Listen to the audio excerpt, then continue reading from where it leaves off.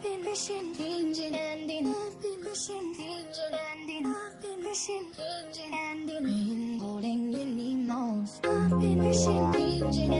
yeah. How are we doing, guys? Moose here, Season 3, Episode 2 of our West Ham United career mode. Finally back as we start off here in the transfer window. I was away on vacation for a little bit, so that will be while we're just getting going here. But we get it started here with a bunch of inquiries, and like I said, my big target I want to go for is Jesse Rodriguez, because I thought, maybe we could get him on the cheap. We definitely need another midfielder, like a wide midfielder, winger type, to either play in front of Jarvis or behind Jarvis, depending on how solid he is when he comes into the team, if we're able to pick him up. But that said, we have a bunch of players we're interested in. Emre Can would be a good, cheap central midfielder. We also get a note from Kieran Trippier that he wants a wage increase. He wants 30K, a double his wage increase from 15K. I've decided to offer him 25 because if he decides to reject it, you know what? It's fine. I don't have a problem getting rid of him, to be honest, if we would get rid of him. He hasn't really impressed too much. He's been a good, solid player. He's really nice getting forward. But if I had to swap him out and get a new right back, I wouldn't lose sleep over it, to be honest. But as we can see, Real Madrid, a player that's valued at £12.5 million by them, we get him for $5.5 million. So we try to even get him on the cheap with a contract, offer him 10K less than he already has, letting him know that he's going to be able to get a chance to play. He's coming in not great form for Real Madrid, kind of a disappointment for them. Obviously in real life he's not been, but in this career mode he has been for Real Madrid. So we're going to give him a second lifeline to get into the team potentially. Bayer Leverkusen coming back to us and say they want $4.9 million for Emre Can, the young central midfielder who of course has gone to Liverpool in real life. He's so versatile, which is what makes him really a nice addition for me. He can play central midfield, central defensive midfield, which would be more where I'd look at him. He can also play on left midfield, I think, and left back. Or no, center back, excuse me, he can play, and left back, which is huge. He can slot into so many different positions. And then we get a bunch of transfers here. Middlesbrough coming for Danny Potts. And to be honest, I'm fine letting him go. We have O'Brien, we have Luke Shaw, and now Can, who can also play left back.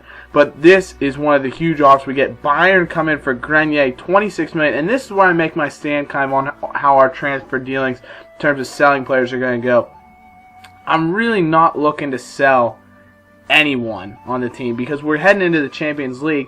In the Europa League, at least in the group stage, I could kind of get away with playing a weaker team and still getting by because of the teams we'd be playing. Champions League, you're not going to be able to do that, and I want to get as far as we can in the Champions League this year. So I really don't want to get rid of anyone, and then I want to bring in a few quality players to give us that squad depth that we're going to need to be able to rotate, to be able to make a good challenge on all fronts, really, because I want to bring home maybe some cup silverware if we're able to do that to at least get us some silverware this season.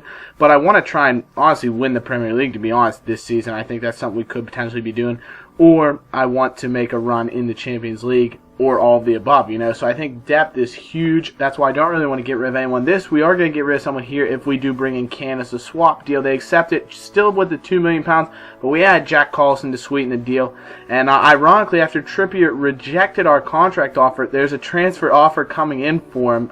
Jarvis, we reject an offer from Atalanta, but then Norwich, I don't really want to sell him to a Premier League team, knows the issue there. So I think we eventually end up going £12.5 million. If they want to match anywhere close to that, we'll let him go, just because I don't want to give him up for anything on the cheap, especially for a team like Norwich City, because I think if he doesn't accept that contract offer, he's not going to get sold, though, to be honest, unless someone comes in with a great offer. But Jesse Rodriguez doesn't want that 50K a week, so we decide he wants 60K, we'll give him that. He's going to be an important player. He's only squad rotation over at Real, so it'd be a huge coup for us if we could bring him in. Matt Jarvis from Osasuna, they want $7 million, which actually would be a great deal for Jarvis, to be honest. You'd be getting $3 million over his evaluation.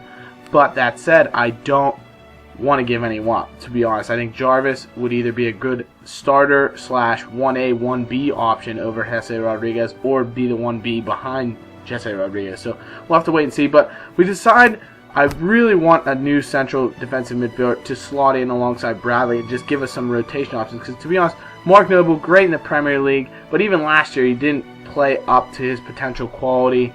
And I think a new defensive midfielder could be huge for us to offer a second option behind Bradley. So Sven Bender, we inquired about him. I inquired about Daley Blind, the Netherlands man. I inquired about Carvalho. I inquired about obviously Can can play CDM. I also inquired about Lars Bender, but ironically enough, Borussia Dortmund wanted, I think it was 10 million more or less than Bayer Leverkusen wanted for Lars. So we decided to go. I left this in to see Pogba going to Man City, and we get our first signing, of course, if you saw it there quickly. Emre Can coming to the team, and then Jesse Rodriguez accepts a $60K a week offer. So 2 signings in really quick, a signing spree for us as we bring in the left midfielder Jesse Rodriguez and the central midfielder Emre Can on the cheap. Actually, a couple of really good shrewd business decisions, I think. £2 million.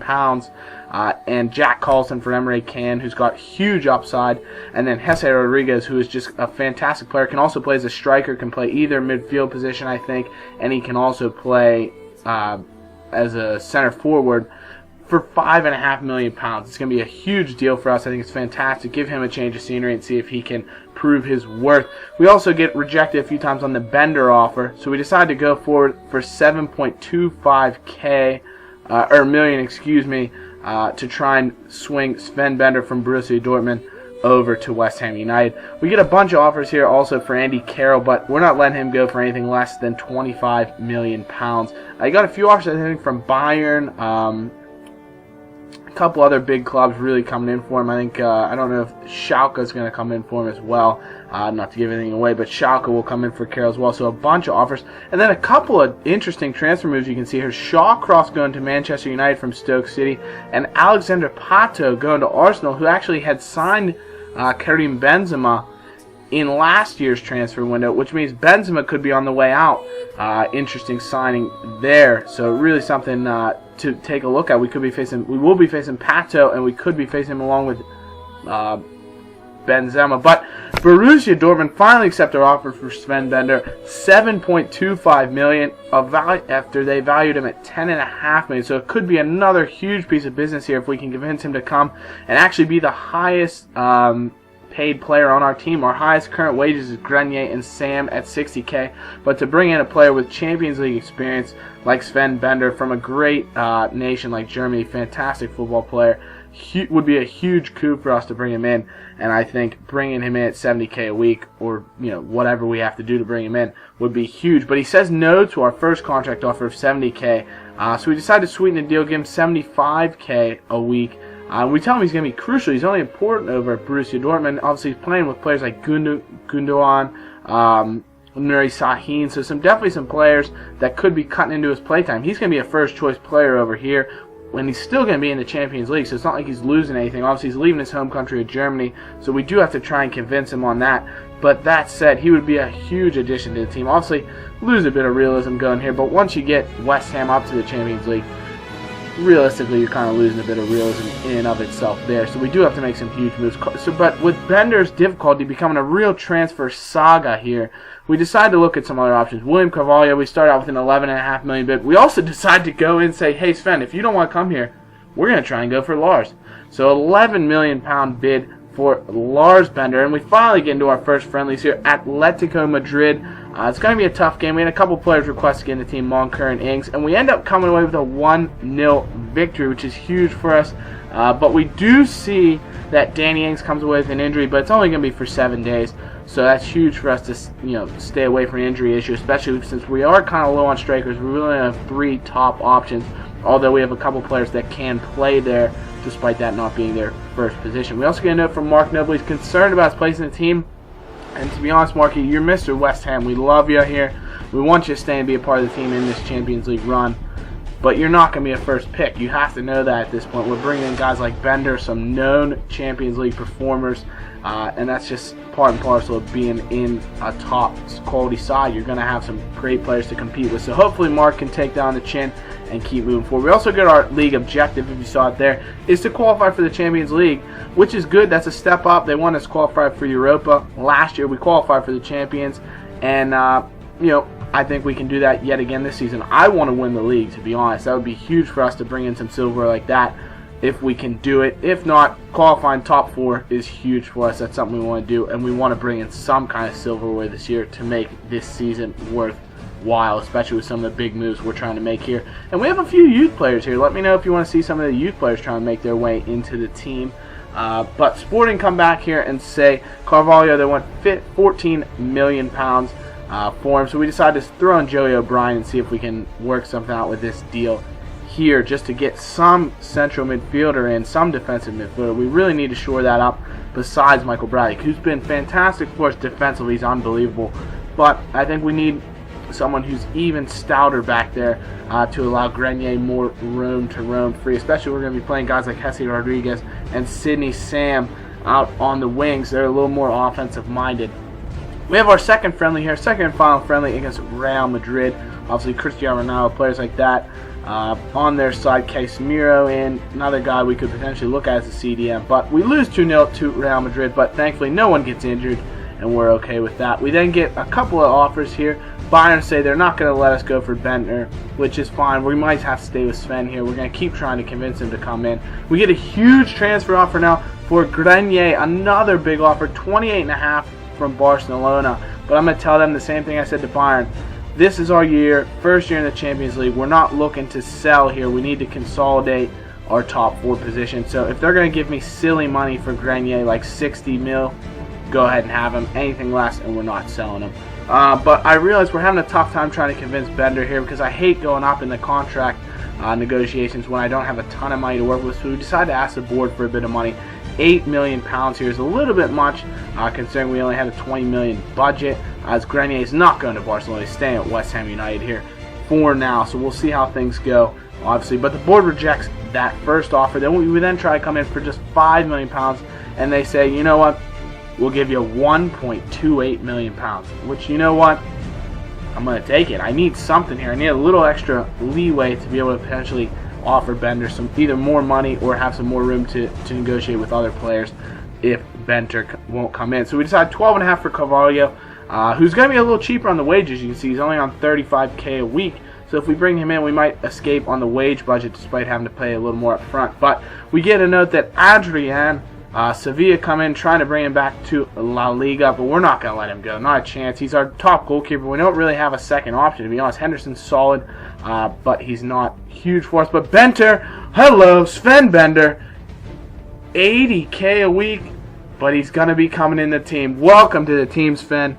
The German central defensive midfielder will be coming to the club to shore up right in front of our back line, and that is a huge signing for us. So our third signing, Emre Can, Sven Bender, and Jesse Rodriguez. So a couple of Germans and a Spanish lad coming into West Ham United.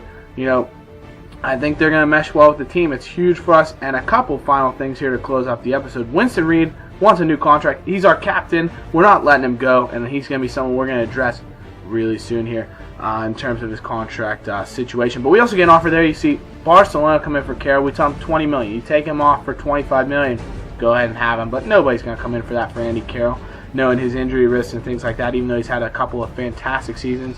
And Winston Reid only wants 5 more K a week. Not a problem, son. Good to hear from you. Keep up the good work leading that back line. So Carroll's not going to Barcelona. Sporting actually accepted our offer for Carvalho of 12.5 million. But as you take a look, we're not going to have enough to sign him. We don't have enough money. We already spent it all on Bender, which is fine by me. So that's going to be it for Sven.